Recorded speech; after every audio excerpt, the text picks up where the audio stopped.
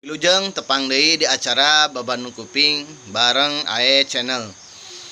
Hadirin samudayana, sabada urang paham bahwa urang ku Allah salaku manusia dipaparin akal gorizi, akal nu sehat. Ya, di mana akal nu sehat teh tiasa ngaidrok mangkana mang pirang-pirang nu namina ilmu ya. Mantakna naon tu definisi akal dina saperti keterangan dijelaskeun ari akal teh sirun ruhaniyun ya, suatu rahasia anu bangsa ruhani. Jadi henteu nemraknya akal mah ya, teu tiasa dibuktikan ku panca indera, tapi ku eta akal teh tudriku bihin nafsul uluma, tiasa mendakan ku akal teh mang pirang-pirang ilmu, baik ilmu daruriyah atau napi nadhariyah. Naon ilmu daruriyah? Ilmu nu berbentukna ruhani, teka cap ku panca indera atau napi nadhariyah anu lahir ya.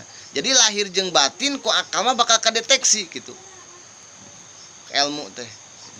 Di mana tempatna akal teh dina hate, otak nu jadi tempat mancarkeunana kitu nya. Sareng awalna urang ku Allah dipaparin akal teh nalika ditiupkeun ruh kana jasad urang nalika 4 sasi nalebet kandungan. Sampurnana nalika urang samudayana netepan kana balik. Mantakna manusia ku Allah dipaparin awak badan ieu teh sanes ukur badan, tapi aya nu berharga disebut akal nya, nu berbentukna ruhani atanapi nu teu cap ku panca indera. Tah ku urang dipaparin ilmu nya, sabab akalna diangge, manusia bakal kaarahkeun kahirupanana. Mun kapengker makantos dibahas ngabedakeun kalakuan manusia kitu nya, amaliyahna kitu nya. Nah eta teh manusia asli original atanapi manusia anu masih kene akalna akal tabii kitu nya. Eta dibahas nya bahwa Allah nya ngemutan ka urang manusia nu ngadu akal nya, tapi akalna teu diangge naon, teu diangge nya nguping, teu diangge ningali, teu diangge memahami kana mang pirang-pirang ilmu. Kalakuanna teh bakal ulaika kal an'am nya. Aya digigna mah manusia tapi bakal naon, kalakuanna siga hayawan. Kumaha hayawan? Lamun lapar ngan ukur milarian tuangeun, lamun haus ngan ukur milarian leueteun, mun hoyong aya nafsu aya syahwat ngan ukur nuturkeun neangan lawan jenis ya. Teu aya naon, teu aya perhitungan.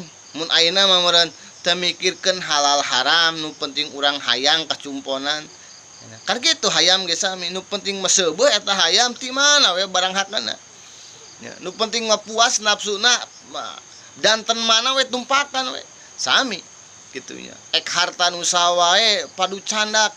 Mantakna engke bakal dibahas tah cirina jalmi anu akalna sampurna bisa narima kana ilmu, bahkan kadituna ayana pamahaman nu berbentukna keyakinan, kadituna janten motivasi jadi amaliyah amal soleh.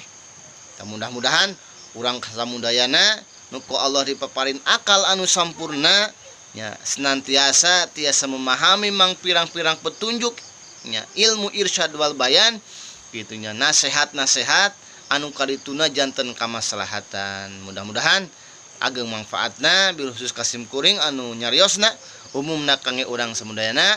Wallahu a'lam. Wassalamualaikum warahmatullahi wabarakatuh.